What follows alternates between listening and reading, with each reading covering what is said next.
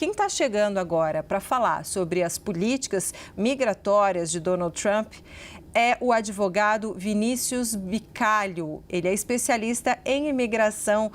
Boa tarde, doutor Vinícius. Um prazer o senhor aqui conosco. Muito obrigada mesmo pela sua presença. Bom, seguinte, o que fazer? O brasileiro que está hoje indocumentado, vivendo ilegalmente nos Estados Unidos, assim, se fosse seu cliente, o que o senhor diria? Qual a orientação? Antecipar a saída, esperar ser pego, o que fazer se no caso dele ele não tiver muitos meios para se regularizar? Boa tarde para o senhor. Boa tarde, Débora. Boa tarde, Fernanda. É um prazer estar aqui com vocês. Eu falo que desde a posse do presidente Trump, ninguém trabalha mais do que nós, advogados de imigração nos Estados Unidos. Existe, obviamente, todo o clamor popular que é causado principalmente pela hostilidade das declarações do presidente Trump, mas nós temos que ver o que é razoável, o que está dentro da lei, dos limites legais e o que é uma verborragia do presidente. Eu sempre falo com os meus clientes que a gente deve ser razoável.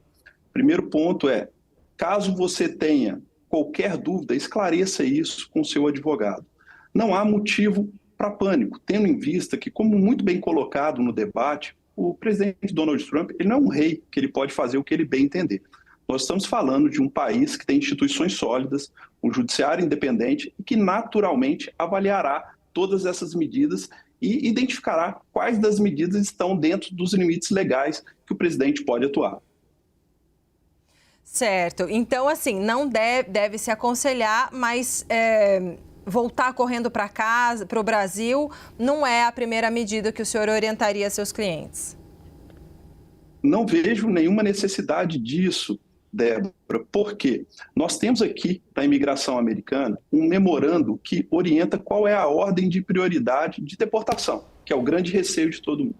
Quem é a prioridade de deportação nos Estados Unidos? Os imigrantes que entraram ilegalmente pela fronteira e colocam em risco a segurança nacional dos Estados Unidos. Segundo lugar, os imigrantes que entraram ilegalmente pela fronteira e cometeram crimes muito graves nos Estados Unidos. Aquele imigrante que veio para a América para ganhar a vida, trabalhar honestamente ou está sem status, ficou além do seu visto, ele sequer está nessa ordem de prioridade. E existem mecanismos jurídicos para conseguir evitar essa deportação. Então, obviamente, todo mundo fica com receio porque há um novo presidente com novas orientações, mas nós temos no país leis vigentes que devem ser obedecidas até que sejam alteradas. Fernanda Manhota, sua pergunta. Doutor Vinícius, boa tarde. Obrigada pela sua participação conosco aqui no 360. Eu queria chamá-lo justamente para essa reflexão que nós fazíamos há pouco sobre qual é a abordagem, a visão que o senhor tem, né, como estudioso do direito e particularmente interessado nas questões de imigração dos Estados Unidos em relação a esses filhos de cidadãos indocumentados, mas que nasceram nos Estados Unidos e, portanto, pela Constituição gozam do direito de serem cidadãos americanos. O senhor entende, né, hoje que esses cidadãos vão ter a sua cidadania de alguma forma revogada ou isso, de fato, está longe da realidade, é algo inconstitucional? E, nesse sentido, qual é a rede de proteção que os pais, esses sim indocumentados, gozam nesse momento? Que leis protegem os pais dessas crianças que são cidadãs, mas que eles, no caso, são indocumentados? E a partir em que medida essas leis são garantias de que a nova política não vai avançar sobre essas famílias? Sim, Fernanda, o primeiro ponto é que a ordem executiva, ela determina que, a partir de 30 dias da sua publicação, entra em vigor exatamente a medida que termina a cidadania para os filhos de indocumentados. Ou seja, os que já nasceram ou nascer nesse período do que nós chamamos no Brasil de vacatio legis, eles estarão protegidos e terão a cidadania. No meu entendimento, essa lei ela fere de maneira abrupta a 14ª emenda, porque nós temos um entendimento que ele é mais do que secular. A 14ª emenda ela entrou em vigor em 1868. Fazendo uma conta aqui rápida, acho que são 155, 156 anos. Então, esse é um entendimento vigente nos Estados Unidos. E como você muito bem colocou anteriormente, os Estados Unidos ele é um país relativamente conservador para fazer alteração legislativa. Então, a expectativa do mundo jurídico é que não haja a alteração da lei, ou seja, nós já temos no atual momento 19 estados que ajuizaram ações, além de diversas organizações que defendem direitos civis.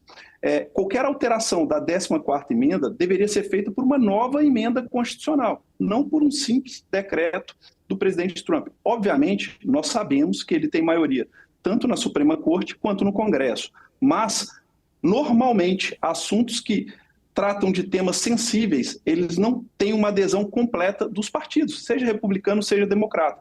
Por isso, eu acredito que ele terá muita resistência.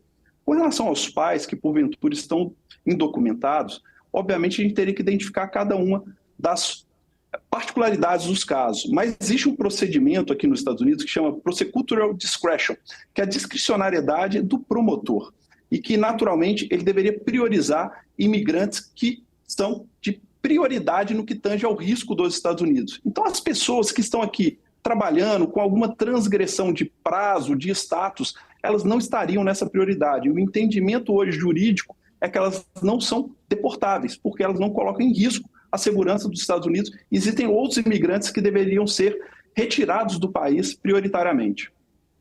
Doutor, mais uma pergunta de ordem prática, porque eu sei que tem muito brasileiro nos Estados Unidos que acompanha a CNN Brasil por meio do nosso YouTube. Então, eu quero te perguntar o seguinte: quem está numa situação irregular, né, indocumentado, considerando que o presidente Trump prometeu uma busca ativa por ilegais, a pessoa deve tomar alguns cuidados para se esconder, digamos assim?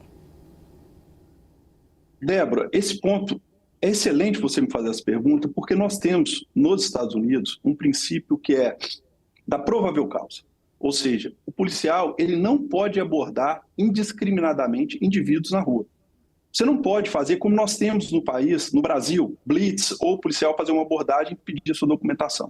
O policial ele só pode te abordar se existe uma provável causa. O que é isso? Se porventura você transgrediu alguma norma, ou se aconteceu algum crime e há um suspeito com características parecidas com a sua. Então, não haverá, a não ser que haja uma mudança completa, um desrespeito completo à lei, abordagens indiscriminadas. E é muito importante que a gente trate isso com razoabilidade, porque nós já tivemos a experiência de um governo anterior do Donald Trump. E que, apesar de toda a verborragia dele, eu lembro que no governo anterior ele falava de construir um muro com o México, era essa a tônica, ele deportou menos imigrantes do que o presidente Obama e menos imigrantes do que o presidente Biden. Mas eu lamento muito a postura dele, porque a gente que mora nos Estados Unidos, cada declaração dele cria um caos, tira a paz de famílias. O telefone do escritório não para a cada declaração do presidente Trump, porque as pessoas perdem a tranquilidade de viver, a liberdade de ir e vir. E quando a gente fala de imigração, nós estamos falando de famílias, de sonhos, de expectativas. E isso é muito triste quando o presidente perde essa razoabilidade. Olha, a Fernanda Manhota vai te fazer a nossa última pergunta. Doutor Vinícius, eu queria trazer para essa nossa conversa também, para além, né, da situação de quem já está indocumentado nos Estados Unidos, a preocupação daqueles que, por alguma razão, buscam visto de trabalho, regularização em matéria de green card ou outros status, né, de inclusive pessoas que muitas vezes são consideradas pelo próprio governo americano mão de obra qualificada, mas que nesse momento vivem uma certa incerteza, né, gozam de uma certa preocupação. Quer dizer, os Estados Unidos dão sinais sob a gestão Trump 2 de que essas pessoas nessas condições também são alvo? Já houve alguma movimentação nesse sentido ou por enquanto realmente esse não é o foco? Não, Fernanda, pelo contrário, todos os indicadores do presidente Trump é que o foco dele na imigração são os imigrantes qualificados, empreendedores, investidores. Ele teve várias declarações ao longo da campanha eleitoral que ele queria priorizar estudantes que são qualificados, estão nos Estados Unidos, apesar de serem estrangeiros, e queria já buscar um caminho para a regularização desses profissionais.